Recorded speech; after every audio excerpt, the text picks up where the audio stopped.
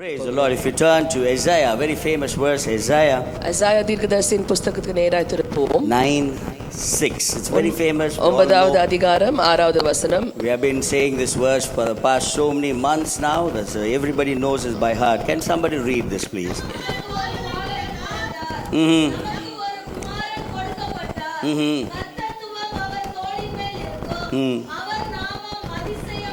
அதிசயமானவர், ஆலோசனை கர்த்தா, வல்லமையுள்ள தேவன், நித்திய பிதா. Praise the Lord. சமாதான பிரபு எனப்படும். Turn to the book of Mark, 4th chapter. Mark எழுதின சுவிசேஷம் 4வது அதிகாரம். Again, this is a very famous verse. மறுபடியும் இது கூட ஒரு பிரசித்தி பெற்ற வசனம் தான். From 35 to 39. 35 இலிருந்து 39 வரை வாசிப்போம். Or 40 or 40 or 40. 40 வரைக்கும் கூட வாசிடுங்க. Read, sister.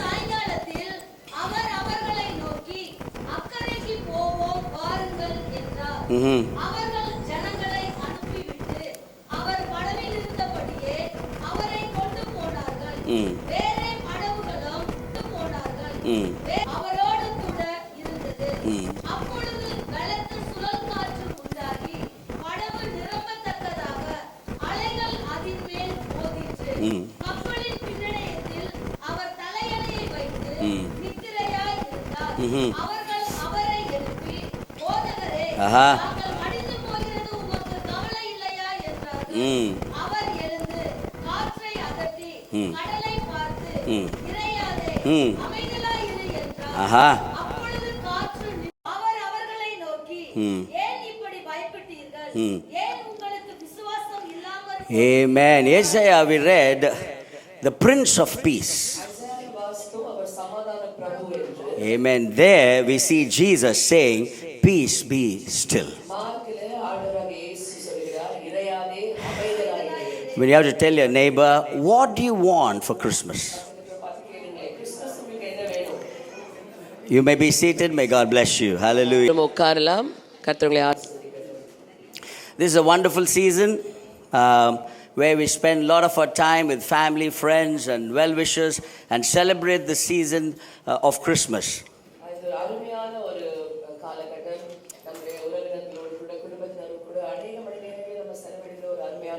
We as family, we enjoy the season because we have carol singing, we have cakes, biryanis, and of course the season of rain in the city of Chennai.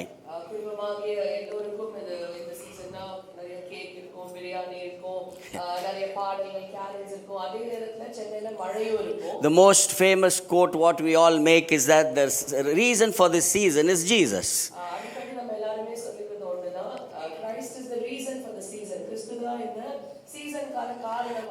The city is vibrant. There's a lot of shopping going on. Madrasa is full. Madrasa bag is asked very much. Even though you don't buy anything, you want the Madrasa bag.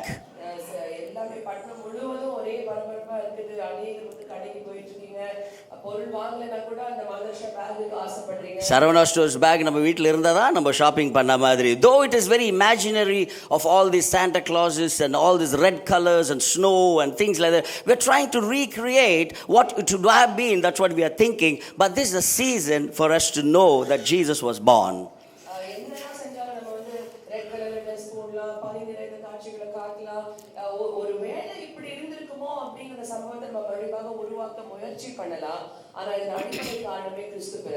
My children, they wait for this season for one question which has to come from either me or my wife.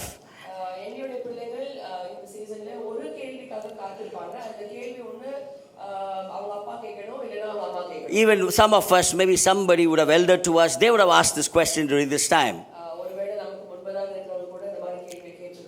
What do you want for Christmas? Amen. We have asked them, right? We have asked my children, what do you want for Christmas? We ask our children, what do you want for Christmas? திருப்பி அதே கேட்டால் translate பண்ண மாட்டாங்க. What do you want for Christmas? You want clothes? What do you want? That's a question we are all waiting during this Christmas time.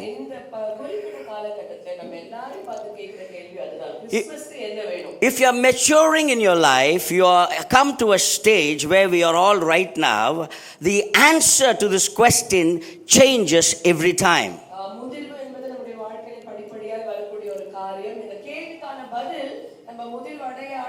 மாறிக்கொண்டே இருக்கும். When your life is going through something which all of us go through, the answer to this question differs every time somebody is asking us.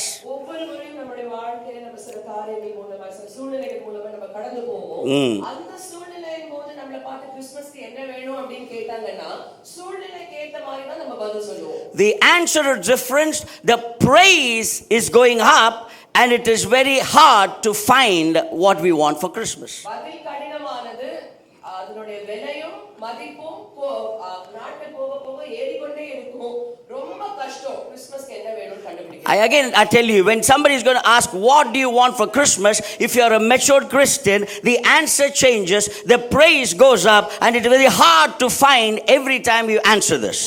கிறிஸ்தவர்களாக நமக்கு நான் சொல்றேன், அந்த கேள்விக்கு பதில் எப்பவுமே மாறிக்கொண்டே இருக்கும். அதனுடைய விலை மதிப்பு உயர்ந்து கொண்டே இருக்கும். ஆனா ரொம்ப கடினம் கிறிஸ்மஸ்க்கு என்ன வேணும்னு கண்டுபிடிக்கிறது. Hallelujah. Praise God. When you're a young child, when you ask a child, what do you want? She says, that definitely they'll be saying, I want a toy. சின்ன குழந்தையை பார்த்து கிறிஸ்மஸ்க்கு என்ன வேணும்னு கேட்டீங்கன்னா கண்டிப்பா அந்த குழந்தை சொல்ல எனக்கு ஒரு பொம்மை வேணும். The trendy toys. What's happening is like the Barbie toy. If you're a girl, definitely Barbie toy. You know, it is easy to find. The price is okay. And we go to a store and we buy this easily. ஒரு சின்ன குழந்தையை பார்த்து கேட்டீங்கன்னா குறிப்பா பெண் பிள்ளைகளை கேட்டீங்கன்னா எனக்கு ஒரு பார்பி டால் வேணும்பாங்க. அது எளிதா கடையில கிடைக்கும். அதோட விலையும் ரொம்ப மலிவா இருக்கும். அதை நீங்க போய் ஒரு ஸ்டோர்ல வாங்கிட்டு வந்துடலாம். But the same child, when she's going through a teenage, when you go and ask, what do you want for Christmas? அதே குழந்தை கொஞ்சம் பருவம் அடைந்த காலத்துல நீங்க போய் கேட்டீங்க என்ன வேணும் கிறிஸ்மஸ்க்கு, அது என்ன சொல்லும்? The answer changes. அதனுடைய பதில் மாறும். The price for that goes up. அதனுடைய விலை மதிப்பு, அந்த பொருளுடைய மதிப்பு ஏறும். And that porul, whatever she's asking, is very rare to find. அந்த கேக்குற பொருள் வந்து எளிதா நமக்கு கிடைக்காது. Their choice keeps changing every time you ask the question as they grow up in their lives. வயது நிரம்பி வந்து கொண்டே இருக்கும்போது அந்த கேள்விக்கான பதில் மாறிக்கிட்டே இருக்கும். When the parents are getting old, we don't even know what they're asking for when they are a teenager. சில நேரத்துல டீனேஜர்ஸ் பார்த்து என்ன கேக்குறாங்கன்னு நமக்கு புரிய கூட புரியாது. The parents don't know where you can find that. அது எங்க போய் கண்டுபிடிக்கணும்னு அதுவும் எனக்கு They'll say, I want a sneaker, I want some music device. Because the same girl who asked for a toy, now the choice is different. She's asking for sneakers and music instrument. Everything is changing. நல்லா கவனிங்க, குழந்தை ஒண்ணுதான். சின்ன பிராயத்துல ஒண்ணு கேட்டுச்சு, கொஞ்சம் பெருசான உடனே வேற கேக்குது. அது ஒருவேளை ஒரு மியூசிக் டிவைஸா இருக்கலாம், ஒரு ஷூவா இருக்கலாம். பதில் மாறிக்கொண்டே தான் இருக்குது. ஆனா நபர் ஒண்ணேதான். The answer changes, the price goes up, and it is becoming difficult to find what you want for Christmas. பொருள் கிடைக்கிறது கஷ்டம், அதனுடைய விலையும் ஜாஸ்தி ஆயிடும், அந்த பதிலும் மாறிக்கொண்டே இருக்கும். Go ahead. We went to the showroom for toys. Now we are going to showroom in Reliance and Chrome to find what my teenager wants. The answer changes, the price goes up. It's very rare to find what they want. எங்களுடைய பிள்ளை சின்ன பிள்ளையா இருக்கும்போது நாங்க டாய் ஸ்டோருக்கு போயிருக்கோம். ஆனா கொஞ்சம் வளர்ந்து வந்தோடனே ரிலையன்ஸ்ல போய் குரோம்ல போய் அவளுக்கு தேவையானது நாங்க வாங்கி கொடுத்துருக்கோம். ஆனா அதனுடைய விலை ஜாஸ்தி, அதனுடைய மதிப்பு ஜாஸ்தி. அதே சமயத்துல அது கிடைக்கிறது கொஞ்சம் கஷ்டம். Amen. Hallelujah. Hallelujah. When they become a young adult, their answer changes. The answer changes. The praise goes up. It's rare to find.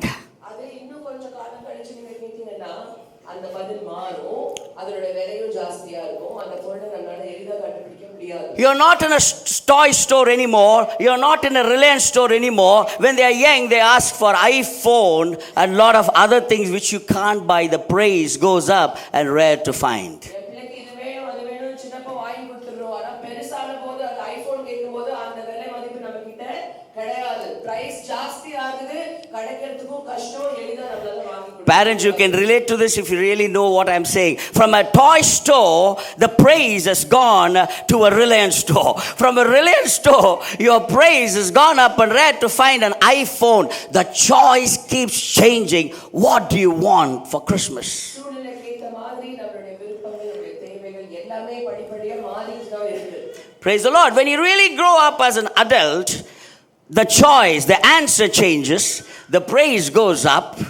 Even bore அடிக்குதுல திருப்பி நான் விட மாட்டேன்.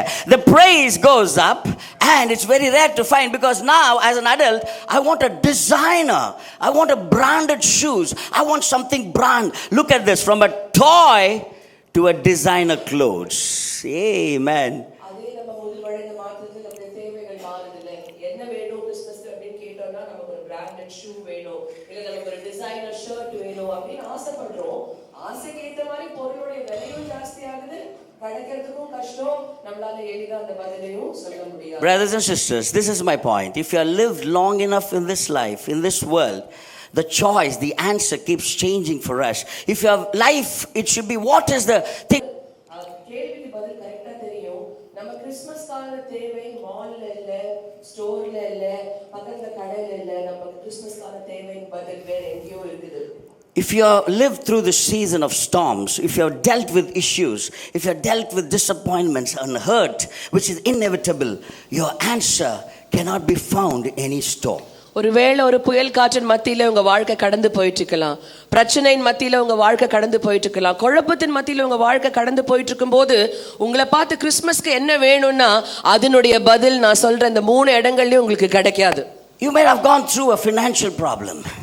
ஒருவேளை ஒரு பண பிரச்சனையின் Or if you வழியில have gone through a sickness, and the sickness and financial problem will be delivered to our door places. Even if you don't order it, it will come to our house. நீங்க வேணும்னாலும் வேண்டான்னு சொன்னாலும் பண பிரச்சனை, சரீர சுகவீனம் கண்டிப்பா உங்க கதவை வந்து தேடிட்டு தான் வரும். அதை நீங்க ஆர்டர் பண்ணலனாலும் உங்களை சேரும். Praise the Lord. Those are the things which you don't order, but it comes automatically to your house. இந்த 2 பிரச்சனையை குறிப்பா நம்ம ஆர்டரே பண்ண முடியாது, பண்ணலனாலும் நம்ம வீட்டு வாசல்ல வந்து அது நிக்கும். That brings us to this answer. What do we want for Christmas? அப்ப அந்த மாதிரி பிரச்சனைகள் நம்மளுடைய கதவு பக்கத்துல இருக்கும்போது நம்மள பார்த்து யாராச்சும் ஒருத்தங்க கிறிஸ்மஸ்க்கு என்ன வேணும்னு கேட்டா நம்மளுடைய பதில் நிச்சயமா மாறும். If you have gone through the season of problems, if you have gone through the season of confusion, if you have gone through the season of sickness, if you have gone through all these storms in your life, if somebody is going to ask you today, what do you want for Christmas? My answer will not be an iPhone. My answer will be, Lord, give me peace.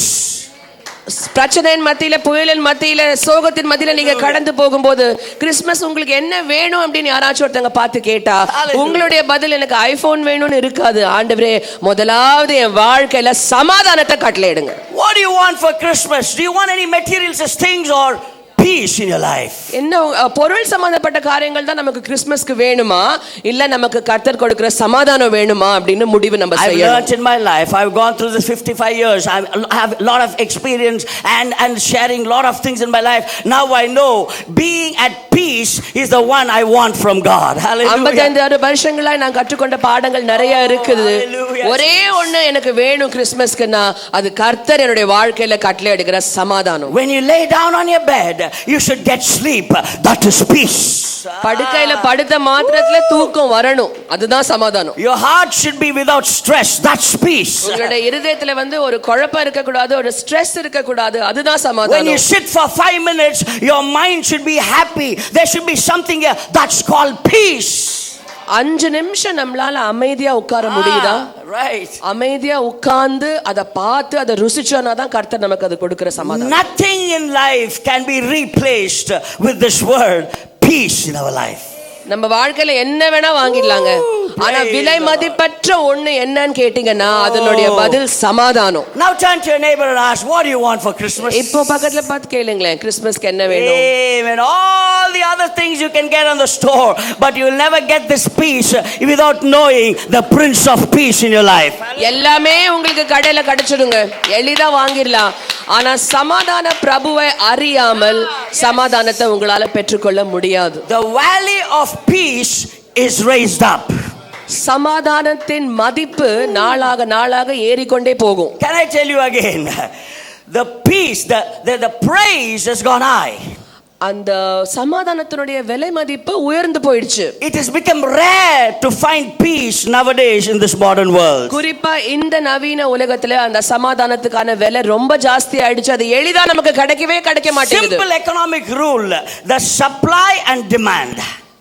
I don't know the word. Supply and demand. Economics படிச்சீங்கன்னா தேவை அப்படின்னு ஒரு இடத்துல இருக்கும், supply இருக்கும், அந்த தேவைக்கு ஏத்த மாதிரி டிமாண்டும் இருக்கும். அதாவது உங்களுக்கு ஒரு பொருள் தேவை, அந்த பொருள் வந்து உங்க தேவைக்கு ஏற்ற மாதிரி அதை உற்பத்தி செய்வாங்க. Supply is low for peace, but demand is high for peace. Say that again, I'm sorry, I lost. Supply for peace is low, but demand for peace is high. Yeah. அதாவது சமாதானத்துக்கு தேவை அதிகமா போயிட்டே இருக்கு. ஊர்ல இருக்கிற எல்லாரும் போய் கேட்டு பாரு, என்ன வேணும்? நான் சமாதானமா வாழ்க்கை வாழ்ந்தாலுமே போதும். The demand for peace is going high. Your answer is changing. Your praise is raising up. It's rare to find peace. சமாதானம் கிடைக்கிறது ரொம்ப கஷ்டம். அதனுடைய மதிப்பு நாளாக நாளாக ஏறிக்கிட்டே இருக்கு. அது எளிதா நம்மளால கண்டுபிடிக்க முடியாது. Everybody wants this word, peace. எல்லாருக்கும் இந்த வார்த்தை வேணுங்க, சமாதானம். What do we live for? We are living for in the pursuit of peace. எதுக்காக நம்ம இந்த வாழ்க்கை வாழ்றோம்? இந்த சமாதானத்தை கண்டுபிடிக்கிறதுக்காக தான் இவ்ளோ கஷ்டப்பட்டு We வாழ்ந்துட்டு work இருக்கோம். more time, we work overtime, we work in the night to get some money so that we can find this peace somehow in our life. நம்மள ஒரு சிலர் நினைக்கிறோம், கஷ்டப்படுறோம், ஓவர் டைம் செய்றோம், நைட் ஷிஃப்ட் செய்றோம், இத்தனோண்டு காசு நம்ம கையில வந்துருச்சுன்னா நம்ம சமாதானமா நம்மளுடைய வாழ்க்கை கழிக்கலாம் அப்படின்னு நமக்குள்ள சிலர் நினைப்பு. We keep working somewhere to pay our hospital bills, our medicine, our what we buy, our provision. We want peace and we are in the pursuit of acquiring this rare commodity called peace. என்னென்னமோ எல்லாம் செய்றோம், bill கட்டுறோம், ஹாஸ்பிடல்ல போறோம், medicine Hallelujah. வாங்குறோம், Hallelujah. எல்லாமே செய்றோம். ஆனா நம்மளுடைய வாழ்க்கையோட ஓட்டமே இந்த சமாதானத்தை ஓடி கண்டுபிடிக்கிறதா தான் இருக்குது. I found something very, very different because the mobile phone is something very handy to us. One sister told me, Pastor, don't send or don't call anything. Why, sister? I have not recharged my phone. ஒரு sister சொன்னாங்க எங்க கிட்ட, pastor நீங்க எதுவுமே அனுப்பாதீங்க, message அனுப்பாதீங்க, கால் பண்ணாதீங்க, என்கிட்ட balance இல்ல, நான் ரீசார்ஜ் பண்ணல. She lost her peace because she can't recharge her phone. அந்த சகோதரி ரீசார்ஜ் செய்ய முடியாததுனால அவங்களுடைய சமாதானமே இழந்துட்டாங்க. We have to pay the petrol, we need to pay the tuition fees, we need to pay the rent, we need to do this, we need to do that. We are in the pursuit of what is called peace in our lives. ஒவ்வொருத்தருக்கும் எத்தனையோ தேவைகள் இருக்கு. Tuition fees கட்டணும், bill கட்டணும், medical செலவு பார்க்கணும், ration வாங்கணும். இதெல்லாம் பண்ணி ஒரு கஷ்டம். அந்த கஷ்டம் என்னது? நம்ம இந்த சமாதானத்தை கண்டு தேடி பிடிச்சு ஓடிக்கிட்டு இருக்க வாழ்க்கை. If you sit as a family together in one place in the night time or evening time, whenever, do you really have peace in your family? குடும்பமா ராத்திரி வேளையில நீங்க எல்லாம் ஒருவேளை ஒண்ணா உட்கார்ந்தீங்கன்னா அந்த உட்கார்ற சமயத்துல உங்க வீட்ல சமாதானம் இருக்கா? Is your mind running? Is your mind thinking ahead of you? Is your mind talking about tomorrow? Is your mind talking about 5 years? Are you at peace when you sit down and say, Lord, peace be still in my family? ஒருவேளை உட்கார்ந்திருக்க சமயத்துல நம்மளோட மனசு எவ்வளவோ சஞ்சலப்படும். Hallelujah. நாளை தினத்தை குறித்து கவலைகள், 5 வருஷம் கழிச்சு என் பையன் என்ன ஆவான், இதே மாதிரி கேள்விகள் உங்களை பார்க்கிலும் அதிக வேகத்தோடு கூட உங்களை சிந்தனைகள் ஓடிக்கொண்டிருக்குதா? அப்படி இருந்தீங்கன்னா உங்களுடைய வாழ்க்கையில சமாதானம் இல்ல. Your mind races very fast. Be careful. Today, right now, you're sitting here, but you can mind race in America, in New York. You can be walking in your mind. இந்த மனசு, இந்த யோசனை அப்படிங்கிறது ரொம்ப ரொம்ப ஆபத்தானதுங்க. இங்க உட்கார்ந்துகிட்டே நம்மளால நியூயார்க்ல நடக்க முடியும். நம்மளுடைய சிந்தனைகள் அவ்வளோ தீவிரமா போக முடியும். Without you knowing, brothers and sisters, all of us, including me, we are in the pursuit of something called peace in our life. எதோ எல்லாம் தேடி ஓடிட்டு இருக்கோம். ஆனா நமக்கே அறியாம அந்த சமாதானம் அப்படிங்கிற வார்த்தையை பார்த்து தான் நம்ம எல்லாருமே ஓடிட்டு இருக்கோம். In this stage, I just want you to touch, I want you to open your hearts and receive this word, what I'm talking about. In this stage, if a family in Ukraine or a family in Gaza, when we go and ask them, what do you want for Christmas? What will be the answer from them? இருதயத்தை தொட்டு கொஞ்ச நேரம் யோசிங்க. காசால இருக்கிற ஒரு குடும்பத்தை பார்த்து கேட்டீங்கனாலோ, இல்ல யுக்ரைன்ல இருக்கிற ஒரு குடும்பத்தை பார்த்து நீங்க கேட்டீங்கனாலோ, கிறிஸ்மஸ்க்கு என்ன வேணும்னா அவங்களுடைய பதில் என்னவா இருக்கும்னு கொஞ்சம் யோசிச்சு பாருங்க. They may not ask for iPhone. அவங்க ஐபோன் நிச்சயமா கேட்க They may not மாட்டாங்க. ask for toys. ஒரு பொம்மையை கேட்க They may மாட்டாங்க. not ask for music instruments. ஒரு மியூசிக் இன்ஸ்ட்ருமெண்ட் வேணும்னு கேட்க மாட்டாங்க. They say, can we have peace? சமாதானம் மட்டும் எங்களுக்கு கிடைச்சா போதும் அப்படின்னு தான் அவங்களுடைய பதில் There are இருக்கும். people walking up and down the mountains. They are going with their barefoot. They are doing many things, all in the pursuit of acquiring a product called peace. மலைகளை ஏறுறாங்க, அங்க போறாங்க, இங்க போறாங்க, கால்நடையா போறாங்க, வெறும் காலோட போறாங்க. ஏன் இந்த மாதிரியான ஒரு தொடர்ச்சி ஓட்ட பந்தயம்? இந்த விலை மதிப்பற்ற அந்த சமாதானத்தை தேடுறதுக்காக தான் இந்த உலகம் ஓடிட்டு இருக்கு. If you go and ask somebody in Manipur today where their children have been burnt, if you go and ask somebody in Sambal where the mosque is broken and they want to build something else, if you go and ask them what they want now, they'll say, can we have peace in our families. மணிப்பூர்ல குழந்தைங்களை எரிச்சிட்டு இருக்கிறவங்க கிட்ட போய் நீங்க கேட்டீங்கன்னோ, இல்ல சம்பல் அந்த mask உடைச்சு வேற கட்டடம் கட்டணும்னு நினைச்சிட்டவங்கள போய் நீங்க கேட்டிருந்தீங்களோ, நிச்சயமா அவங்க ஒரு பொருளை சொல்ல மாட்டாங்க. எங்களுடைய வாழ்க்கையில ரொம்ப ரொம்ப தேவையானது சமாதானம் அப்படின்னு தான் அவங்களுடைய பதில் இருக்கும். Brothers and sisters, because of the pursuit of peace, most of them get into alcohol, most of them get into drugs, most of them get into money and so many other things, gambling in their life. எவ்வளவோ பேர் சமாதானம் வேணும் அப்படின்ற சாக்குல ஒன்னா போதைப் பொருளுக்கு அடிமை ஆயிடுறாங்க, இல்லைன்னா குடிப்பழக்கத்துக்கு அடிமை ஆயிடுறாங்க, இல்லைன்னா சூதாட்டத்துக்கு அடிமை ஆடிடுறாங்க. அவங்களுடைய நோக்கம் என்ன? இதெல்லாம் செஞ்சா ஒருவேளை எனக்கு அந்த சமாதானம் கிடைக்குமோ? Praise the Lord. It is not easy for the rich man to get peace. Same way it's not easy for the poor man to get peace. Peace is rare commodity.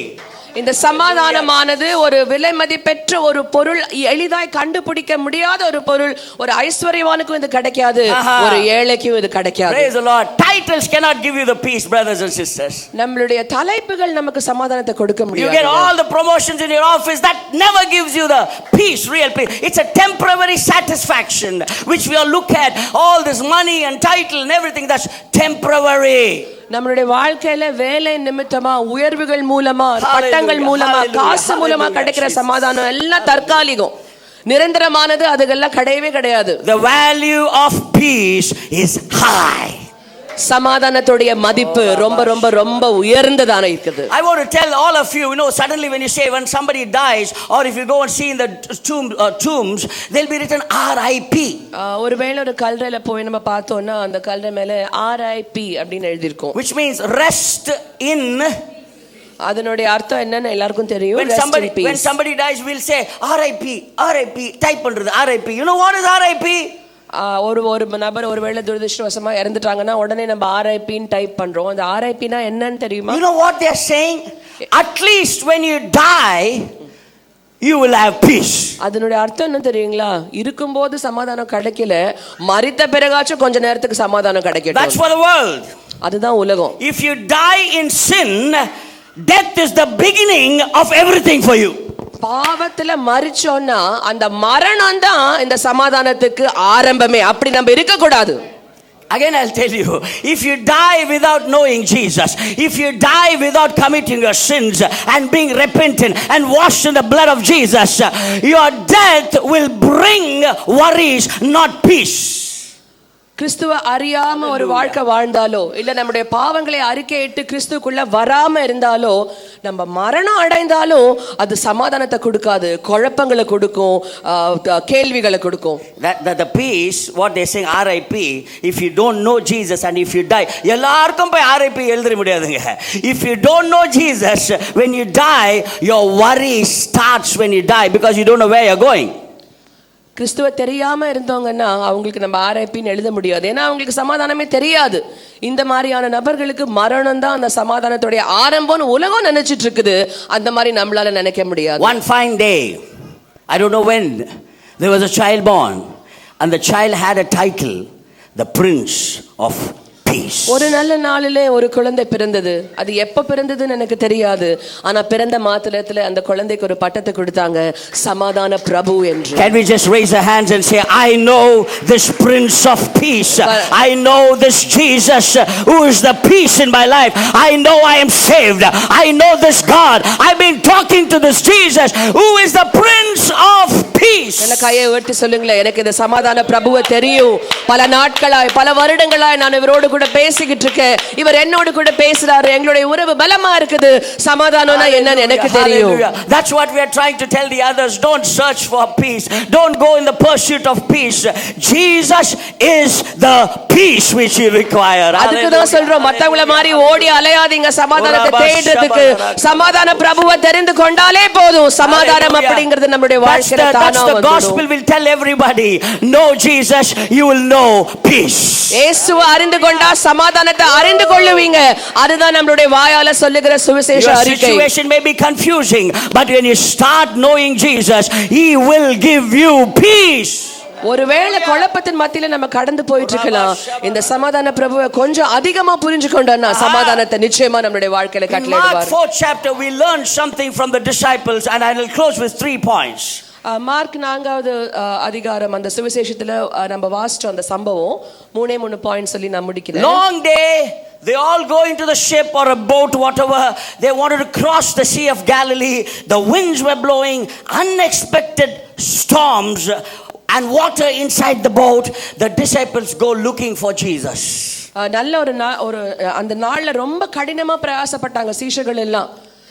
கலிலேய கடற்கரையை கடக்கணும் அப்படின்னு அவங்களுக்குள்ள ஒரு ஒரு ஒரு ஒரு சிந்தனை. அந்த கப்பல்ல ஏறுறாங்க, கடற்கரை வழியா போறாங்க. திடீர்னு அவங்க எதிர்பாராத நிமித்தமா ஒரு புயல் வருது, காற்று அடிக்குது. அவங்களுடைய வாழ்க்கை அலமோதிட்டு இருக்கும் போது போய் இயேசுவை தேடுறாங்க. But the point here is, when they are searching for Jesus, Jesus is sleeping. ஆனா நல்ல கவனிங்க, அவங்க இயேசுவை தேடிட்டு இருக்காங்க. ஆனா தேடிட்டு இருக்கிற இயேசுவோ நல்லபடியா தூங்கிட்டு இருக்காரு. Now Jesus stands up. இப்போ இயேசுவை எழுப்பி அவர் எழுந்துக்கிறாரு. And he says something, 3 words which all of us require this morning. 3 வார்த்தைகளை இயேசு பேசுறாரு. இந்த 3 வார்த்தையும் நம்மளுடைய வாழ்க்கையில நமக்கு தேவை. I'm telling you, every one of you, those who are listening to this voice, this is the desired statement we want from Jesus. Peace, be still. எல்லாருக்கும் நான் சொல்றேங்க, இந்த 3 வார்த்தைகள் நம்மளுடைய வாழ்க்கையில நிச்சயமாக ஆண்டவர் பேசணும். இறையாதே, அமைதலாய் இரு. I'm telling you, we are running without any direction.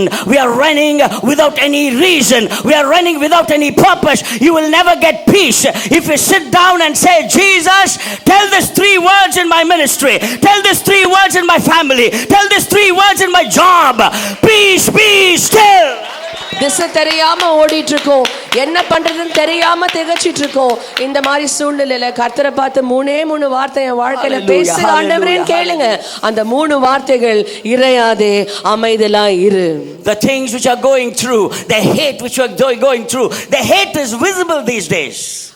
ஒரு நம்மள ஒரு சிலர் வந்து ஒரு விசித்திரமான ஒரு பிரச்சனைக்குள்ள கடந்து போயிட்டு இருக்கோம். ஒரு வெறுப்பு. இந்த வெறுப்பு வந்து இந்த காலத்துல அதிகமா தெரிய ஆரம்பிச்சிருச்சு. Before, if they hate you, they don't show you. முன்னெல்லாம் ஒருவேளை உங்களை ஒரு நபர் வெறுத்தா அந்த வெறுப்பை காட்ட மாட்டாங்க. But nowadays they show you, I don't like you, visibly. ஆனா இந்த காலத்துல நம்மள பிடிக்கலன்னா, உன்னை எனக்கு பிடிக்கல அப்படின்னு வெளிரங்கமா காட்டுறாங்க. The sickness what we are going through, the issues what we are going through, the confusion what we are going through, every year the date passes, 31st comes every 31st December, but our life has never changed because these 3 words in our life is missing. Peace, be still.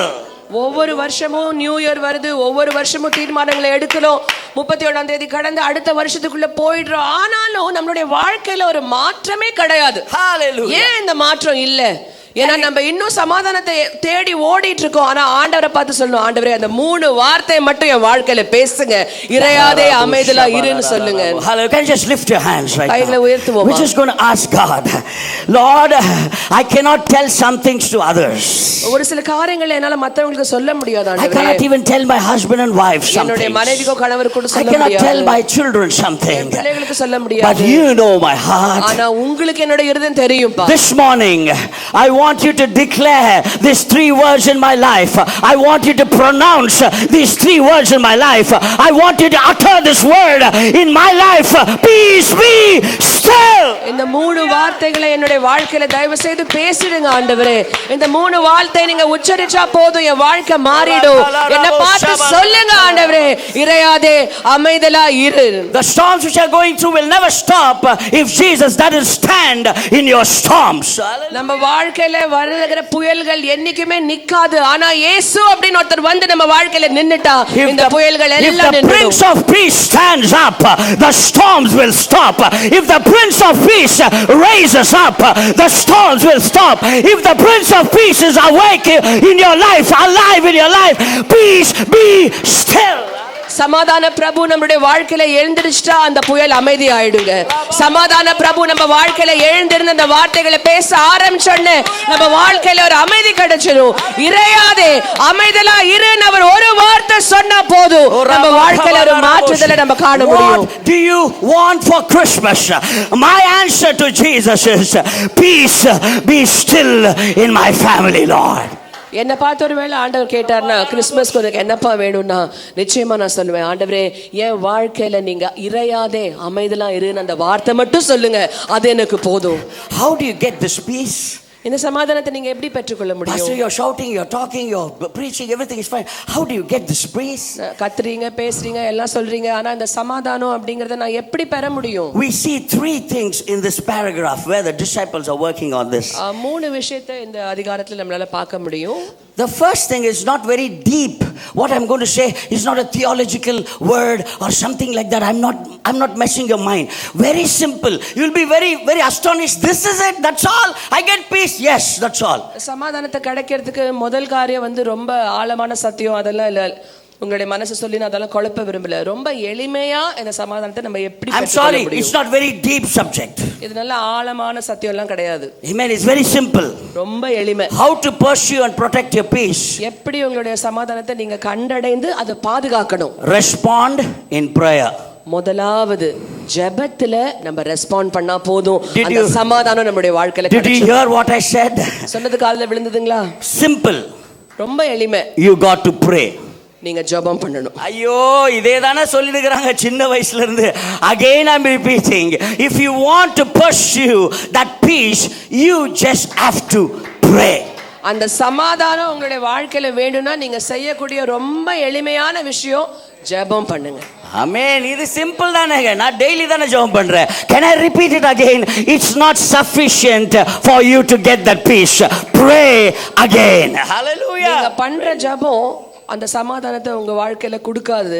இன்னும் கொஞ்சம் அதிகமா ஜெபம் பண்ணி பாருங்க. When you pray, Jesus will bring peace in your life. நீங்க ஊக்கமா ஜெபிக்கும்போது நிச்சயமாக ஆண்டவராக இயேசு உங்க வாழ்க்கையில சமாதானத்தை கொண்டு வருவார். There are many living witnesses including me. When we start praying, things starts happening. Peace keeps coming into our life when we start praying. Hallelujah. ஜெபிக்க ஆரம்பித்த மாத்திரத்தில் நம்முடைய வாழ்க்கையில நிறைய காரியங்கள் நடக்க ஆரம்பிக்குதுங்க. அதுக்கு உயிருள்ள சாட்சிகள் நிறைய பேர் இருக்கும். ஜெபிக்க ஆரம்பிங்க. கர்த்தர் உங்களுடைய வாழ்க்கையில உங்களுடைய பிரச்சனைகளை சமாதானத்தை நிச்சயமா கட்டளையிடுவார். In simple words, start talking to God. So ரொம்ப சிம்பிளா சொல்ல போனா கர்த்தரிடத்துல பேச ஆரம்பிங்க. I'm learning this hard way in my life, in my ministry. ரொம்ப கஷ்டப்பட்டு இந்த பாடத்தை நான் புரிஞ்சுக்கிறேன். Talking to man brings hate and visible hate. மனுஷனிடத்துல பேசினா வெறுப்பு தான் வரும். Better to talk to God. மனுஷனிடத்துல பேசாம கர்த்தரிடத்துல பேச ஆரம்பிச்சிட்டாலே அந்த பிரச்சனைக்கு முடிவு வந்துரும். Come on church, if you want peace in your life, better start talking to Jesus. உங்க வாழ்க்கையில சமாதானம் வேணும்னு முடிவு பண்ணிட்டீங்கன்னா மனுஷங்கிட்ட பேசாதீங்க, ஆண்டவராக இயேசு கிறிஸ்து கிட்ட பேச ஆரம்பிங்க. Some of you are not convinced what I'm saying is so simple. I'm praying already. சிலருக்கெல்லாம் நம்பிக்கையே இல்ல. இது என்ன இவ்ளோ எளிமையான ஒரு விதம், ஜெபம் பண்ணா போதுமா? You're not convinced what I'm saying. It's better you pray again and again and again. Hallelujah. It's not sufficient for God to reach out to you. Start praying to God. நம்மளுடைய ஜெப வாழ்க்கை ஒருவேளை மேலோட்டமா இருக்கலாம். நம்ம பண்ற ஜெபம் வந்து நிச்சயமா பதில கொடுக்காது. இன்னும் கொஞ்சம் ஊக்கமா, இன்னும் கொஞ்சம் கருத்தா ஜெபம் பண்ணி பாருங்க. கர்த்தர் நிச்சயமாக சமாதானத்தை கொடுப்பார். We need to upgrade our talk with Jesus. நம்மளுடைய இயேசுவோடு கூட அந்த பேசுகிற அந்த விதம் இருக்கு பாருங்க, அத கொஞ்சம் நம்ம அப்கிரேட் பண்ணிக்கணும், உயர்த்திக்கணும். Amen. There is software in all your mobile phones, in your laptops, which you say software update. When you hit that, the update of software keeps happening in your mobile phone. What happens to prayer update? Are you updating your prayer life so that you get peace in your life? எல்லா லேப்டாப்ல செல்போன்ல ஒரு software update notification வந்துட்டே இருக்கும். அதை நீங்க press பண்ணீங்கன்னா தானா அப்டேட் ஆயிடும். அதே போல உங்களுடைய ஜெப வாழ்க்கைக்கு என்னைக்கேனா அப்டேட் நோட்டிஃபிகேஷன் வந்திருக்கா? அப்கிரேட் பண்ணிருக்கீங்களா? Have you lifted your prayer to the next level? இப்படிதான் ஜெபம் பண்ணனும் கிடையாதுங்க. நம்மளுடைய ஜெப வாழ்க்கையை கொஞ்சம் ஒரு படி மேல நம்ம உயர்த்திருக்கோமா? Is your praise gone out of the 10 words what you're using every time? Has it gone to 15 words? 10 வார்த்தை தான் துதிக்கிறதுக்கு நம்ம பயன்படுத்துறோம்னா அது 15 வார்த்தையா நம்ம வாழ்க்கையில மாறி இருக்கா? Have you started speaking in the spirit, talking to God in the spirit in your prayer? ஆவில நிரம்பி நீங்க ஜெபம் பண்றது உண்டா? கர்த்தரோடு கூட ஆவில நிரம்பி ஜெப வாழ்க்கையில பேசுறது உண்டா? Is there one time where you didn't know where you were, whether you're in the bed, whether you're in the other room, you don't know where you are because you were praying? Have you upgraded your prayer life? ஒரு வாட்டியாச்சும் ஜெபம் பண்ணும்போது நான் இங்க இருக்கேனா இல்ல பெட்ரூம்ல இருக்கேனா ஆவில இருக்கேனான்னு எனக்கு தெரியல ஆண்டவரே, அவ்வளோ கருத்தா நான் ஜெபம் பண்றேன் அப்படின்னு உங்க வாழ்க்கையில என்னைக்காச்சும் இந்த prayer update நீங்க பண்ணிருக்கீங்களா? Now they lost control of the boat. Now they're coming to Jesus. They began to talk to to Jesus. அவங்க Hallelujah. வாழ்க்கையில பிரச்சனைன்னு ஒண்ணு வரும்போது Hallelujah. அந்த கண்ட்ரோல் அப்படின்னு ஒண்ணு இழந்த போது உடனடியா யார்கிட்ட வராங்க? இயேசு கிட்ட வந்து பேச ஆரம்பிக்கிறாங்க. The disciples had two things, one good news and one bad news. சீஷர்களிடத்துல ரெண்டு செய்தி இருந்தது. ஒன்னு வந்து நற்செய்தி, இன்னொன்னு வந்து கெட்ட If செய்தி. you talk to Jesus, he will hear you, he will stand for you, and he will answer your call. He will come and answer. இயேசு கிட்ட பேசினா மட்டும் போதுங்க, நிச்சயமா நீங்க பேசுறத அவர் ஒரு நாளும் கேட்காம இருந்ததே கிடையாது. அவர் கேட்பாரு, அவர் வருவாரு, அவர் கிடைக்க முடியாத சமாதானத்தை உங்களுடைய வாழ்க்கையில கட்டளையிடுவார். The good news is that the disciples made sure Jesus was in the boat when they were going in a different direction. நல்ல செய்தி இதுதாங்க. பிரச்சனை வழியா புயல் வழியா கடந்து போனாலும் சீஷர்கள் ஒரு காரியத்தை உறுதிப்படுத்திக்கிட்டாங்க, இயேசுவை அந்த படகிலே வச்சுக்கிட்டாங்க. Praise the Lord. Before they sail, they made sure, Jesus, are you there in the boat? அவங்க பிரயாணப்படுறதுக்கு முன்னாடி இயேசுவை பத்திரமா படகுல வச்சுக்கிட்டு அந்த மாதிரி கேக்குறாங்க, ஆண்டவரே நீங்க ஃபர்ஸ்ட் இருக்கீங்களா, அப்புறமா என் பிரயாணத்தை நான் தொடங்குறேன். A ship without Jesus, if you see the storm, you will fail the storm. But if you have Jesus in your ship, God is going to take care of the storm. Hallelujah. இயேசு இல்லாத படகுல ஒருவேளை நீங்க புயல் வழியா கடந்து போக தீர்மானம் பண்ணிட்டீங்கன்னா அந்த புயலை நீங்க சந்திச்சு அதுல தோல்விதான் அடைவீங்க. இயேசுவோடு கூட அந்த புயலை நீங்க சந்திக்கணும் அப்படின்னு தீர்மானம் பண்ணிட்டீங்கன்னா புயலை மேற்கொள்ளுகிற ஆண்டவர் நம் வாழ்க்கையில இருக்கிறார். Before you start your journey, before you start a decision, before you make a decision, before you buy, before you go for a new office or a job or a relationship, make sure Jesus is there in your decisions. ஒரு புது வேலைக்கு போகணும்னாலோ, ஒரு புது உறவை ஏற்படுத்திக்கணும்னாலோ, ஒரு புதிய தீர்மானத்தை நீங்க எடுக்கணும்னு நீங்க நினைச்சுக்கிட்டாலோ ஃபர்ஸ்ட் நீங்க பண்ண வேண்டியதெல்லாம் ஒண்ணே ஒண்ணு, ஆண்டவராகிய இயேசு உங்க படகுல இருக்காரான்னு கொஞ்சம் திரும்பி பார்த்துக்கோ. Amen. Before you start anything, first see whether this decision is Jesus approving this decision, whether this is the right direction I'm going, whether this is the way God wants me to do. See to that Jesus is in your decision before you sail, before you start.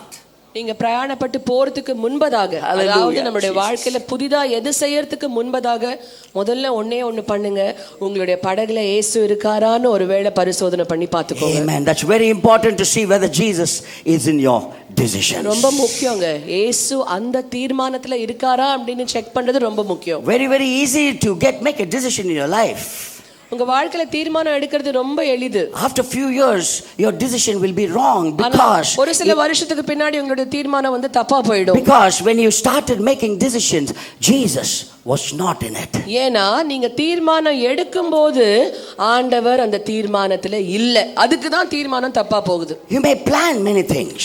நிறைய காரியங்களை ஒருவேளை நம்ம திட்டமிடலாம். You may think everything is in control. எல்லாம் நல்லா இருக்குது, எல்லாம் சூப்பரா இருக்கு நம்ம நினைச்சுக்கலாம். You think my decision is the right decision.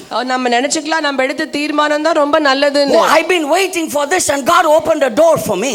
நம்ம ஒருவேளை நினைச்சுக்கலாம் நான் இதுக்காக தானே காத்துட்டு இருக்கேன், ஒரு கதவை ஆண்டவர் என் வாழ்க்கையில திறந்திருக்காருன்னு. But is Jesus in your decisions? ஆனா அந்த தீர்மானத்துல இயேசு இருக்காரா அப்படின்னு ஒரு வாட்டி கேட்டுக்கோங்க. Parents, I'm talking to you.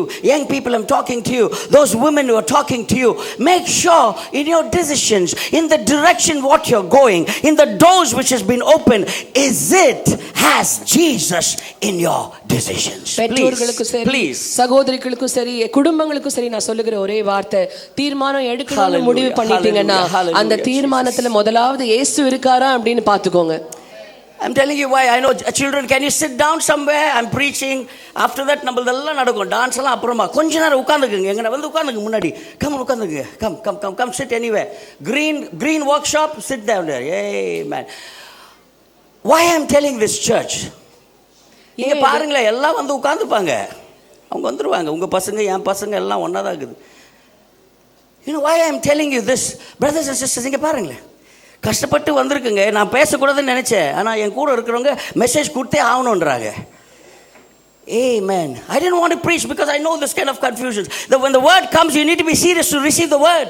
வார்த்தை என்னைக்குமே வெளியே வரும்போது அதை நம்ம கவனமா கௌரவமா ஏத்துக்கணும். ஏதோ வந்தோம் போனாண்டால் கத்துனானா நம்ம அது வேஸ்ட்.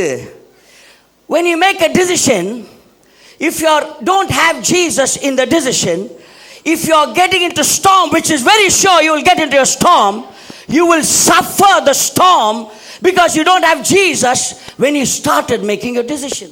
ஒரு தீர்மானத்தை எடுத்துட்டீங்க.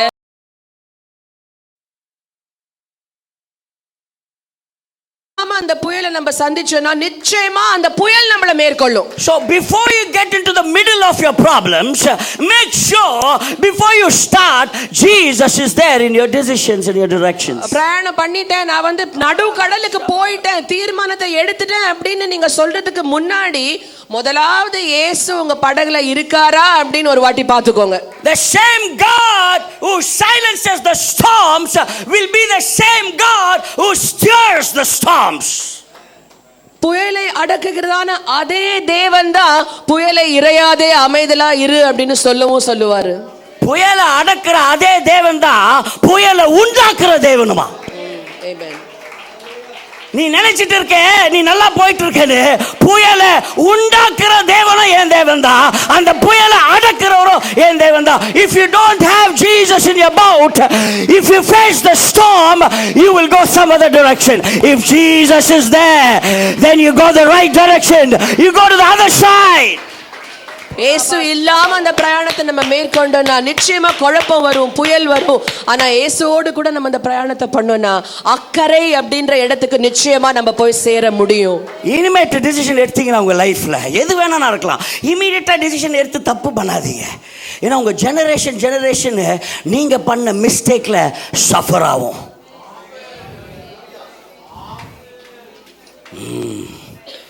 I'm telling you again and again, repeating, if you make a decision, make sure you're taking care of the next generation, not only about yourself. நல்ல மறுபடியும் சொல்றேங்க, ஒரு தீர்மானம் அப்படிங்கிறது உங்களை மட்டும் பாதிக்காது, வருகிற தலைமுறை எல்லாத்தையும் நீங்க எடுக்கிற அந்த தீர்மானம் பாதிக்கும். தீர்மானத்தை எடுக்கிறதுக்கு முன்னாடி கர்த்தர் உங்க படகுல இருக்காரான்னு பாத்துக்கோங்க. Because life will change, direction will change. If you make a wrong decision, your children's direction will change. They will suffer because you wanted for yourself something at that moment. You never thought of the next generation, what they wanted when they came up. அவசரப்பட்டு ஒரு தீர்மானத்தை எடுத்துட்டோம்னா நமக்கு அடுத்து வரக்கூடிய சந்ததிகளை நிச்சயமா அந்த தீர்மானம் பாதிக்கும். ஒருவேளை அழுத்தத்தின் நிமித்தமா நீங்க தப்பான தீர்மானத்தை இன்னைக்கு எடுக்கலாம், ஆனா அது நாளைக்கு நம்ம பிள்ளைகளை எங்க கொண்டு போய் விடுன்னு ஒரு வாட்டி யோசிச்சுட்டு அந்த தீர்மானத்தை எடுங்க. Make sure your decisions, make sure your relationships, make sure your open doors, make sure all the things which you feel it is good today, make sure that Jesus is in your ship. ஒருவேளை இன்னைக்கு ஒரு open கதவா இருக்கலாம், இன்னைக்கு ஒருவேளை நீங்க ஒரு புதிய ரிலேஷன்ஷிப்குள்ள போலாம். எல்லாம் பண்றதுக்கு முன்னாடி இயேசு உங்க படகுல இருக்காரா, அதுதான் முதலாவது கேள்வி.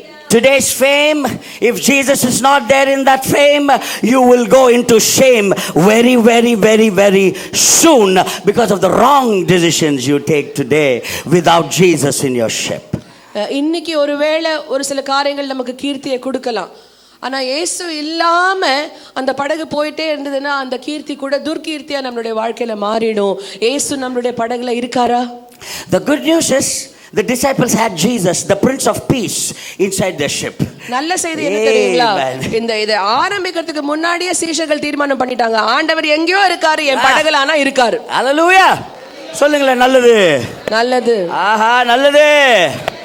விட மாட்டாரு இன்னைக்கு Sunday class. The bad news, they let Jesus sleep.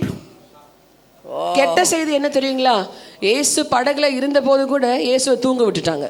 அதுதான் கரெக்டான டிரான்ஸ்லேஷன். என்ன பண்ணிட்டாங்க? தூங்க விட்டுட்டாங்க. You are invited Jesus, but you stopped talking to Jesus. இயேசு எல்லாம் அழைப்புதல் கொடுத்து கூப்பிட்டுட்டீங்க, ஆனா கூப்பிட்ட மாத்திரத்தை அவரோட பேசாம இருந்துட்டீங்க. How and why Jesus is sleeping? ஏன் தூங்கினாரு, எதுக்கு தூங்கினாரு? I have an imagination, just as I want to pass it out to the church. When you go on a road trip, usually when you go on a road trip, everybody will say, என் கூட வா, என் கூட வந்து பக்கத்துல உட்கார்ந்துக்கோ. ஏன் பக்கத்துல உட்கார்ந்து? You may not ask him to drive, but you ask somebody to sit next to you. Slow down. Okay, ஒரு road ட்ரிப்க்கு நம்ம போகணும் அப்படின்னா யூசுவலா நம்ம என்ன பண்ணுவோம், பக்கத்து டிரைவர் சீட்டுக்கு பக்கத்துல ஒருத்தங்களை உட்கார வச்சுப்போம். ஏன் உட்கார வச்சுப்போம்? என் கூட பேசிக்கிட்டே இரு, நான் தூங்கிட கூடாது, என் கூட எதனா நீ ஒன்னு பேசிக்கிட்டே இரு அப்படின்னு சொல்லிட்டு தான் ரோட் ட்ரிப் போவோம். நான் இதெல்லாம் சொல்லவே இல்லை, அவங்களே சொல்லிட்டு இருக்காங்க ஜாலியா.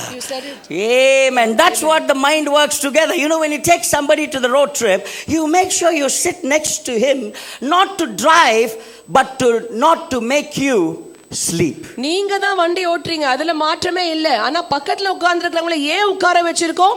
நம்மள தூங்க விடாம அவங்க பாத்துக்கணும், அவங்க வண்டி The ஓட்டுறதுக்காக best இல்ல. way you don't make them sleep is keep talking to them. தூங்க Simple. விடாம இருக்கணும்னா ரொம்ப எளிமைங்க. அவங்கள பேசிக்கிட்டே இருக்கணும், பேச்சு கொடுத்துட்டே இருக்கணும். அதுக்கு தாங்க சபையில நம்ம அடிக்கடி பக்கத்துல இருக்கிற பார்த்து சொல்லு, பக்கத்துல இடிச்சு பாரு, எதுக்கு சொல்றோம்?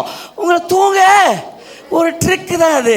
Make sure they keep talking to you so that you don't sleep. They let Jesus sleep. எப்பவுமே பக்கத்துல இருக்கவங்க கிட்ட பேசிட்டே இருக்கணும். ஆனா சீஷர்கள் பண்ண தவறு, ஆண்டவரோடு கூட அவங்க பேசுறதை நிறுத்திட்டாங்க. Could it be Jesus is sleeping because the disciples didn't have anything to talk to Jesus? இது என்னுடைய கற்பனையில தோன்றின காரியம். ஒருவேளை இயேசு கிட்ட பேசுறதுக்கான சரியான வார்த்தைகள் அவங்க கிட்ட இல்லாதனால ஆண்டவர் தூங்கிட்டாரா? Could it be that the disciples thought that they were in control of the boat and there's no need, they can invite Jesus, but they stopped talking to Jesus? ஒருவேளை எல்லாம் நல்லா போயிட்டு இருக்கு என் வாழ்க்கையில, என் படகெல்லாம் அசையவே இல்ல, எனக்கு ஆண்டவர் தேவையே இல்ல, அவர் பாட்டுல ஒரு ஓரமா இருக்கட்டும் அப்படின்னு நினைச்சிட்டு இவங்க எல்லாம் போயிட்டு இருந்தாங்களா? I'm holy after holy, I read the Bible, I do this, I do that, I am having Jesus in my boat, but I stopped talking to Jesus. நான் தான் ரொம்ப பரிசுத்தம், நான் வேதாகமத்தை வாசிக்கிறேன், நான் இது செய்றேன் அது செய்றேன் அப்படின்னு நினைச்சுக்கிட்டு ஆண்டவர் உங்க படகுல இருக்காரு. ஆனா ஆண்டவர் கூட நம்ம பேசுறதை விட்டுட்டோம். I invite Jesus for me to get a job, but when I get a job, I stop talking to Jesus. எனக்கு வேலை வேணுங்க போது ஆண்டவர் என் படகுல ஏத்திக்கிறேன், ஆனா வேலை கிடைச்ச உடனே ஆண்டவர் திரும்பி கூட பாக்குறது. My question is, what are you so good at that you stop talking to Jesus? என்னோட கேள்வி ஒண்ணுதான், எல்லாவற்றிலும் நம்ம ரொம்ப சிறந்தவங்களா ஆண்டவராக இயேசுவோடு கூட பேசுறதை விட்டுட்டோமா? நம்ம எல்லாத்துலயும் சிறந்தவங்க ஆயிட்டோமா? அதனால நம்ம இயேசு கூட பேசுறதை விட்டுட்டோமா? நம்ம எல்லாத்துலயும் கண்ட்ரோல்ல இருக்கணும்னு நினைச்சுக்கிட்டு இயேசு கிட்ட பேசுறதை விட்டுட்டோமா? He is there but they stopped talking to Jesus. இயேசு இருக்காரு, ஆனா இயேசு கிட்ட பேசுறதை அவங்க விட்டுட்டாங்க. Praise the Lord. Praise the Lord. He says the seas will be tough. I'll make, if you don't stop, if you don't talk to me, I will make the seas rough. I will make winds come on your way so that I will give you an opportunity to start talking to me again. எவ்வளவு நல்ல தேவன் பாருங்க. நீங்க என்னோட கூட பேசலன்னா நிச்சயமா புயலை உண்டாக்குவேன், காற்றை உண்டாக்குவேன். ஏன்னா அப்படி புயல் வருகிற சூழ்நிலையில ஆச்சு நீ என்கிட்ட திரும்பி பேச ஆரம்பிப்பல்ல, அதுக்காக தான் இந்த புயல் உன்னுடைய வாழ்க்கையில நான் அனுமதிக்கிறேன். Sometimes in our lives peace is not there because we invited Jesus but we stopped talking to Jesus. சில நேரங்களில் நம்முடைய வாழ்க்கையில அமைதி இல்லாத காரணம் ஆண்டவரை படகுல ஏத்திக்கிட்டோம், ஆனா ஆண்டவரோட கூட பேசுறதை நம்ம விட்டுட்டோம். You got to respond. If you want peace, you got to respond in prayer. சமாதானம் வேணும்னா நம்ம ஜெபத்தோடு கூட ரெஸ்பாண்ட் பண்ணணும். Number 2, have the right perspective of what God is doing in your life. உங்க வாழ்க்கையில கர்த்தர் என்ன செஞ்சிட்டு இருக்காரு அப்படிங்கற அந்த பார்வை, அந்த கண்ணோட்டத்தை ஒழுங்கா நம்ம வெச்சுக்கணும். Your peace is tied with how you see, how the perspective is. That is what is connected with your peace. உங்களுடைய பார்வை எப்படி இருக்குதுன்னு அதனுடைய பேசிஸ்ல தான் உங்க வாழ்க்கையில இருக்கிற சமாதானத்தை நீங்க பெற்றுக்கொள்ள How முடியும். you see the storm will determine whether you will survive or you will fail. ஒரு புயலை பார்த்தோன்னே இந்த புயலை நம்ம அழிஞ்சு போவோமா இல்ல இந்த புயலை நம்ம வாழ்ந்துருவோமா அப்படிங்கிற கண்ணோட்டம் தான் உங்களுக்கு சமாதானத்தை கொடுக்கும். If the doctor is giving a report and he says this is very bad, it's up to you to see that perspective whether that's okay or I can go back and ask God for another report. ஒருவேளை டாக்டர்கிட்ட போய் doctor நமக்கு விரோதமா ஏதாவது ஒரு report கொடுத்துட்டாருன்னா அந்த report பரவாயில்ல, இது ஆண்டர்கிட்ட போனா எனக்கு இந்த ரிப்போர்ட் கூட மாறிடும் அப்படின்னு நினைக்கிறோமா? அந்த நினைப்பு தான் நம்மளுடைய வாழ்க்கையில அந்த Or are you crying in the clinic and saying this is the report has come? If you have a bad report, do you see this perspective? Yes, if I wake up Jesus, if Jesus stands in my report can change. Do you see in that perspective? ஒருவேளை ஆண்டவராக இயேசு தூங்கிட்டு இருந்தாலும் பரவாயில்ல, நான் பேசி பேசி அழுது அவரை எழுப்பிடுவேன், அவர் எழுந்த மாத்திரத்துல என் வாழ்க்கையில டாக்டர் கொடுத்த ரிப்போர்ட் கூட மாறிடும் அப்படின்னு ஒரு கண்ணோட்டம் நம்ம வாழ்க்கையில இருக்கா? They go and wake Jesus up and they say, Jesus, wake up, we are dying. உடனடியாய் போய் ஆண்டவரை எழுப்பி சொல்றாங்க, ஆண்டவரே நாங்க மரித்து போயிட்டு இருக்கோம், உங்களுக்கு கவலையே இல்லையா? We cannot handle this, Lord. இனி எங்களால இதை கையாள முடியாது. Oh, we tried our best, Lord. ரொம்ப முயற்சி பண்ணிட்டோம். We went to all the doctors, we went to all the people, spent all the, I couldn't handle this storm, Lord. Now I want you to handle my situation. I want you to take over the situation. I've been rowing, Lord. I've been crying, Lord. I've been going through difficult times, but now is the time has come, Lord. I want you to handle my ship. ஆண்டவரே நான் எங்கேயோ எல்லாம் போயிட்டேன், எவ்வளவோ காசு செலவு பண்ணிட்டேன், எல்லார்கிட்டயும் உதவிக்காக போயிட்டேன், ஒன்றும் நடக்கல. ஆனா ஆண்டவரே என் படகுல நீங்க இருக்கீங்க, உங்ககிட்ட நான் பேச ஆரம்பிக்க என் வாழ்க்கையில ஒரு நிலைய, ஒரு சமாதானத்தை நீங்க கொண்டு வருவீங்க. The Lord rebukes and he also rebukes the disciples. Hallelujah. ஆண்டவர் ரெண்டு காரியத்தை கடிந்து கொள்றாருங்க. ஒன்னு புயலை கடிந்து கொள்றாரு, ரெண்டாவது சீஷர்களையும் கடிந்து You கொள்றாரு. know why he rebuked the disciples? Is a foolish question they came and asked Jesus. சீஷர்களை ஏன் தெரியுமா அதட்டினாரு? ஒரு முட்டாள்தனமான கேள்வியை வந்து கேக்குறாங்க. If we are going through a storm, what do you say? Jesus, come and stop the storm. You know what they ask? Do you care? ஒரு புயலை அடக்கணும்னா நம்ம சொல்ல வேண்டிய வார்த்தையெல்லாம் ஆண்டவரே இந்த புயலை அடக்கிடுங்க. அது இல்லாம எக்ஸ்ட்ராவா ஆண்டவரே உங்களுக்கு எங்க பத்தி கரிசனையே இல்லையா அப்படின்னு கேக்குறாங்க. If they come and say, do you care, Lord? உங்களுக்கு அக்கறை இல்லையா ஆண்டவரே? இன்னைக்கு உங்களை கேர் பண்ணலனா இன்னைக்கு நம்ம உட்கார முடியாது இல்லையா?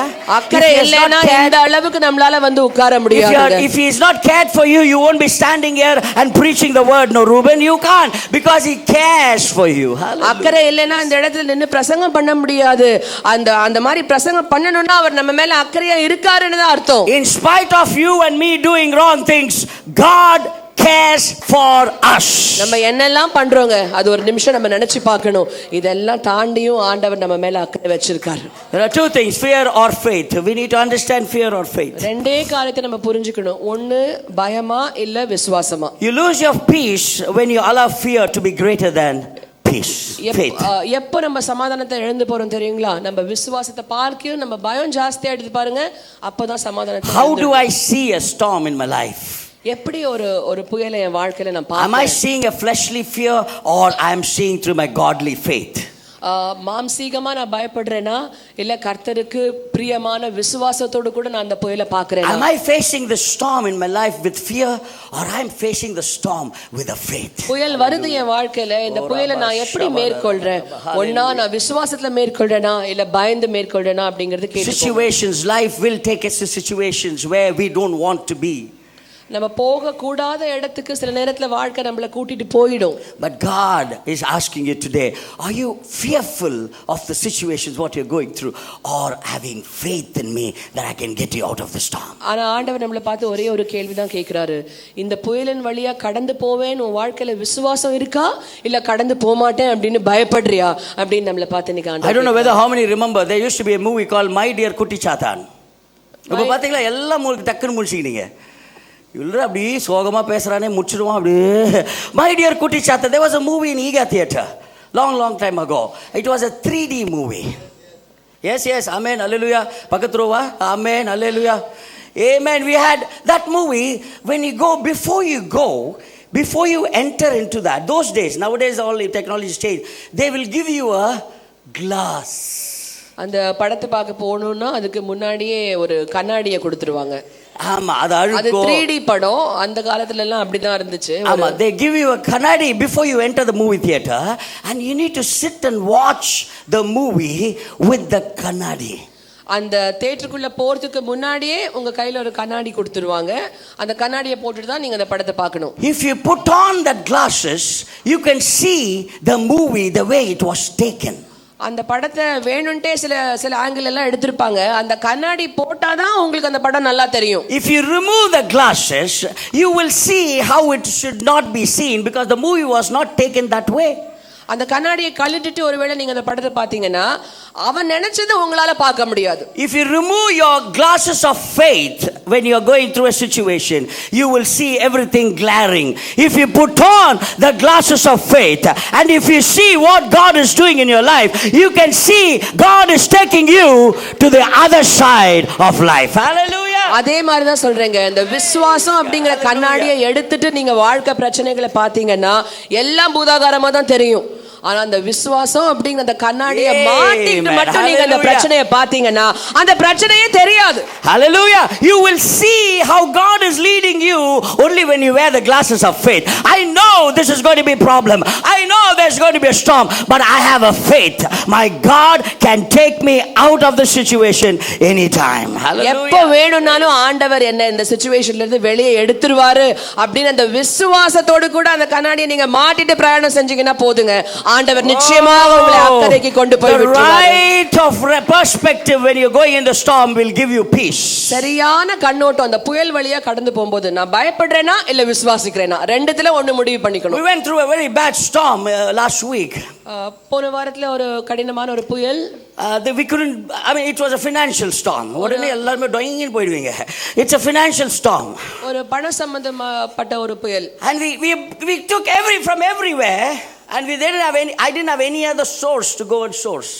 எல்லா இடத்துல இருந்தும் எடுக்க வேண்டிய இடத்துல இருந்து எல்லாம் எடுத்துட்டோம். ஆனா அடுத்தது எங்க இருந்து எடுக்கணும்னு தெரியல. I'm telling you about the glasses of faith. ஆனா நான் சொல்றேங்க அந்த விசுவாச கண்ணாடி பத்தி தான் நான் பேசிட்டு இருக்கேன். I want to emphasize, என் கதையை சொன்னதா உங்களுக்கு கொஞ்சமாச்சுன்னா உங்க கதையை சொல்றீங்க, வேற உங்க கதை எனக்கு தெரியாது, நீ அப்படியே சிரிச்சுக்கினே வர ஜாலியா. I'm having a problem. I go to God and ask him and start talking to him. எனக்கு ஒரு பிரச்சனைன்னு ஒண்ணு வந்துருச்சுங்க. வந்த மாத்திரத்துல நான் ஆண்டவர்கிட்ட போறேன், பேச ஆரம்பிக்கிறேன். I won't make my God sleep. நான் பேசிக்கிட்டே இருப்பேன். ஏன்னா நான் பேசாம இருந்தா ஒருவேளை என்னுடைய ஆண்டவர் தூங்கிடுவாரோ. அது மாதிரி மெத்தட் இல்லைங்க. I'm not telling in that way. Keep talking to Jesus every time. சொல்றதுக்கு அர்த்தம் அவர் தூங்குறாருன்னு இல்லைங்க. எப்பவுமே ஆண்டவர்கிட்ட பேசிட்டே இருங்க. Your life should be always talking to Jesus. எப்பவுமே இயேசு கிட்ட பேசிக்கிட்டே இருங்க. And suddenly I get an email from nowhere. This is all true. N email வந்து பாத்துக்கங்க. This is all true. திடீர்னு எதிர்பாராத இடத்துல இருந்து ஒரு இமெயில் வருதுங்க. I went to US in April or March this year. இந்த வருஷம் மார்ச் மாசத்துல நான் அமெரிக்காக்கு போய் I lost my baggage. போன இடத்துல என்னோட packs and I made a complaint for the baggage with the airlines. You can tell this. தமிழ்ல சொல்லிக்கலாம்ல, சூப்பரா இருக்கும்ல. ஏர்லைன்ஸ்க்கு அனுப்பிச்சிருந்தேங்க, ஏப்ரல்ல அனுப்பிச்சதுங்க. உனக்கு கிடைக்காது, பேகேஜ் கிடைக்காது, உனக்கு காம்பன்சேஷன் கிடைக்காது விட்டு போயிட்டான். திடீர்னு ஒரு மெயில் வருதுங்க, உனக்கு உன்னுடைய இது அப்ரூவ் ஆயிடுச்சு, இவ்வளோ அமௌண்ட்டு உன் பேங்க்கில் போடப்படும், உன் ஐசிஐசிஐ பேங்க்கில் போடப்படும். இது ஒரு பெரிய நம்பிக்கை, ஒரு பெரிய மிரக்கல் இல்லைங்களா? ஏப்ரலில் நடந்து இல்லைன்னு சொன்னது டிசம்பரில் எனக்கு கிடைக்குது. எப்போ? எனக்கு தேவையான நேரத்தில். என்னை கையேந்த விடல, என்னை தலை குனியவும் விடல, என்னை கையேந்த விடல, என்னை தலை குனி. இந்த மாதிரி எத்தனை பேர் பாடுவீங்க? Only when you wear the glasses of faith, when you say I'm not fearful, my God will provide somehow. எனக்கு எதை பார்த்தும் பயமே இல்ல, நிச்சயமா நான் ஆராதிக்கிற ஆண்டவர் எப்படியாயிலும் என்ன அந்த பிரச்சனையில இருந்து விடுதலை பண்ணுவாரு அப்படின்ற அந்த நம்பிக்கை நம்ம வாழ்க்கையில இருந்தா மட்டும் போதும். கையில தொட்டு சொல்லுங்க, somehow my God will make it happen. எப்படியாச்சும் ஆண்டவர் நடத்திடுவாரு. My fear will be replaced with faith. My God will do everything. Hallelujah. என் கர்த்தர் எப்படியாவது என்னை விடுதலை பண்ணிடுவாரு. விசுவாசம் எனக்கு அதிகமா இருக்கு, பயம் என் வாழ்க்கையில இல்ல அப்படின்னு அறிக்கையிட்டு பாருங்க, கர்த்தர் செய்கிற காரியங்களை செய்வார். Last one, number 1, respond in prayer. Number 2, see the things in the right perspective. Number 3, remember his promises. முதலாவது பிரேயர்ல ரெஸ்பாண்ட் பண்ணுங்க, இரண்டாவது சரியான கண்ணோட்டத்துல பாருங்க, மூணாவது remember his promises. அவருடைய வாக்குத்தத்தங்களை நினைவு கூறுங்க. Why the disciples are afraid? Because fear is always the result of uncertainty. பயம் நம்ம வாழ்க்கையில வந்துருச்சுன்னா அடுத்து என்ன நடக்கும் அப்படிங்கிறது நமக்கு சுத்தமா தெரியாம போயிடும். அடுத்து என்ன நடக்க போகுதுன்னு நம்ம சொல்றதுனால தான், நினைக்கிறதுனால தான் நம்மளுக்கு என்ன வருதுங்க? பயம் வருது. ஒருவேளை பயந்தோன்னா அடுத்தது என்ன அடுத்தது என்ன அடுத்தது என்ன ஒரு திகில் நம்மளுடைய வாழ்க்கையை ஆட்டி படைக்கும். When you don't know what's going to be the end, I'm telling you, this is the main point. If you don't know what is the end, then fear comes in. முடிவு என்னன்னு தெரியாத போதுதான் பயம் அப்படிங்கறது ஒண்ணு நம்ம வாழ்க்கையில வருது. Worry comes in, but we don't know what is going to happen tomorrow. அடுத்து என்ன நடக்குமோ, நாளைக்கு என்ன நடக்குமோன்னு தெரியாத காரணம் தான் இன்னைக்கு நம்ம வாழ்க்கையில பயம் வருது. Anxiety comes into life because we don't know the end. முடிவு என்னன்னு தெரியாத காரணத்தினால தான் நம்மளுடைய வாழ்க்கைகள் எல்லாம் கவலை வருது. But Jesus already promised you. ஆனா இயேசு ஏற்கனவே முடிவு என்னன்னு உங்களுக்கு சொல்லிட்டாரு. Before you got into the boat, Jesus already promised you. கப்பல்ல ஏறதுக்கு முன்னாடியே ஆண்டவர் உங்களுடைய வாழ்க்கையில வாக்குத்தத்தத்தை கொடுத்துட்டாரு. He didn't promise that there won't be storm, but he promised let us go to the other side. புயல் வராதுன்னு ஆண்டவர் வாக்குத்தத்தம் கொடுக்கலங்க. புயல் வந்தாலும் உன்னை நான் அக்கறைக்கு கொண்டு போறேன்னு ஏற்கனவே ஆண்டவர் வாக்குத்தத்தத்தை கொடுத்துட்டாரு. not promise that everything will be smooth, but he promised, I will take you to the other side. ஒண்ணுமே நடக்காதுப்பா, உன்னை பத்திரமா கூட்டிட்டு போயிடுவேன் அப்படின்னு ஆண்டவர் சொல்லலைங்க. என்ன மாதிரி புயல் வாழ்க்கையில வந்தாலும் உன்னை அக்கறைக்கு கொண்டு போய் விடுகிற ஆண்டவர் நம் வாழ்க்கையில இருக்கிறார். Your ship will shake. I don't promise it will not shake, but I promise even if it shakes, you will reach your destination. Hallelujah. கப்பல் ஆடாதுன்னு அவர் வாக்குத்தத்தம் கொடுக்கலைங்க.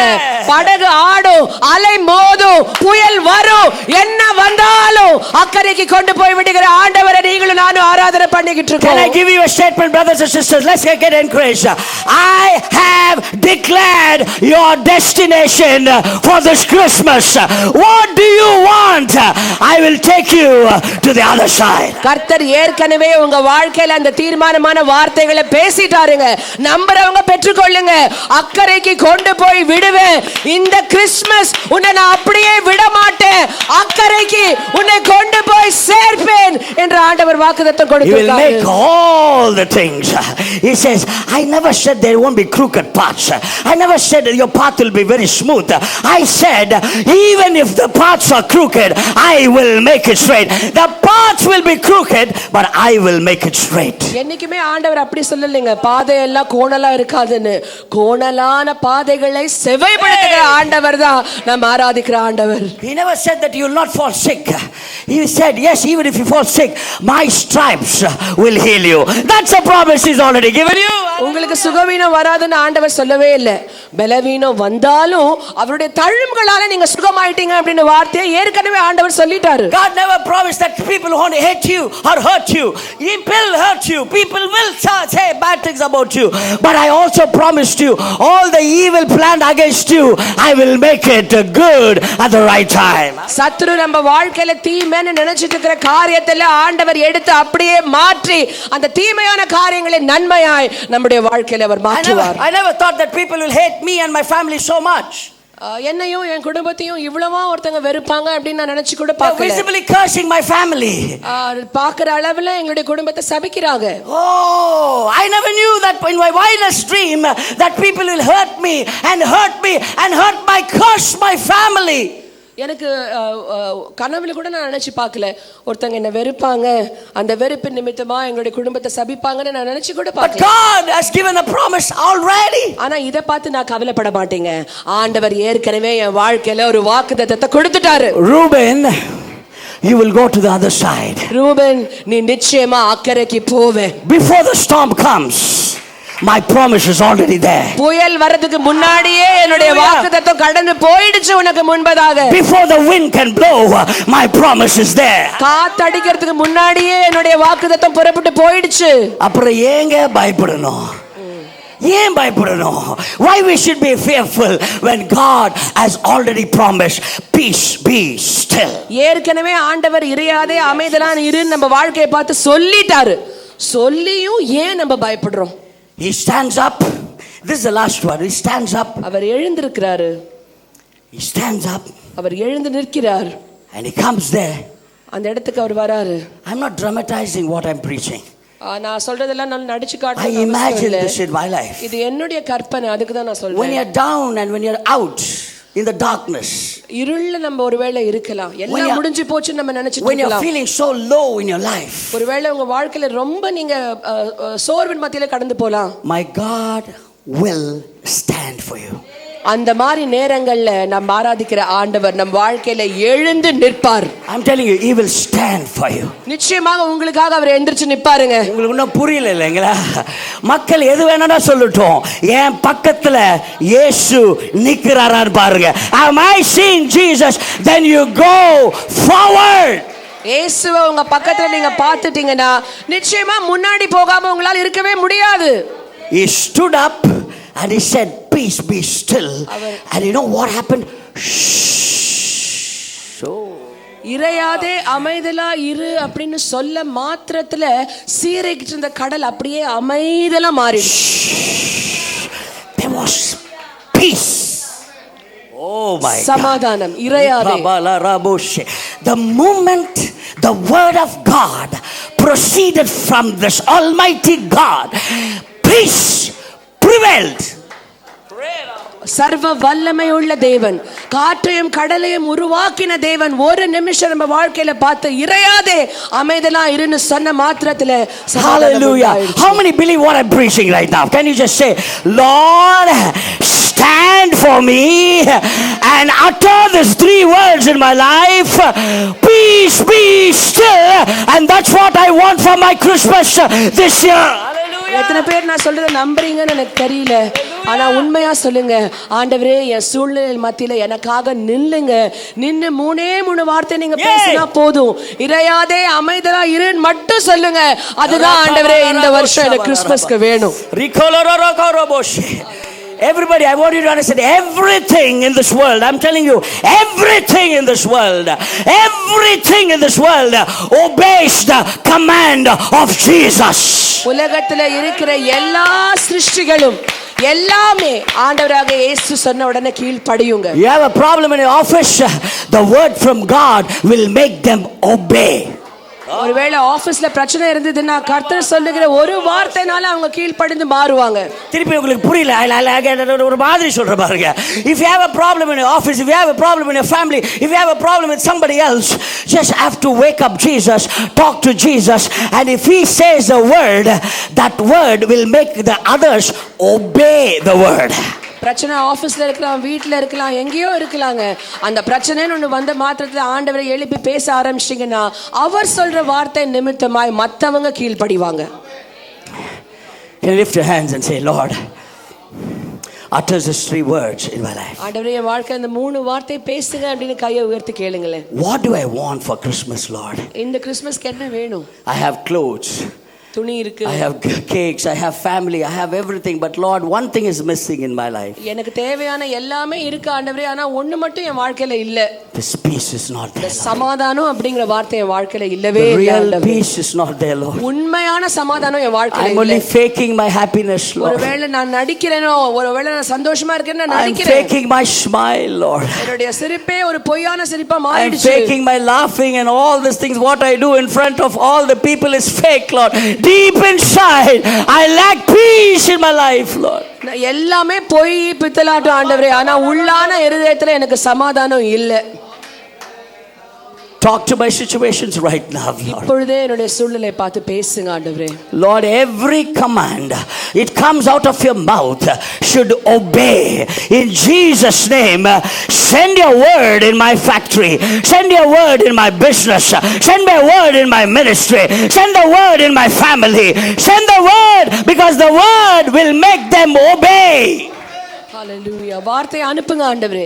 என்னுடைய வேலை ஸ்தலத்துல, என்னுடைய அலுவலகத்துல, என்னுடைய வாழ்க்கையில உம்முடைய வார்த்தையை அனுப்புங்க. ஏன்னா உங்களுடைய வார்த்தை எல்லா புயல்களையும் அமைதலா மாற்றிடும். Respond in prayer, have the right perspective, and remember his promises. புயல் வரும்போது நம்ம செய்ய வேண்டிய காரியங்கள் மூணுங்க. முதலாவது ஜெபம் பண்ணுங்க.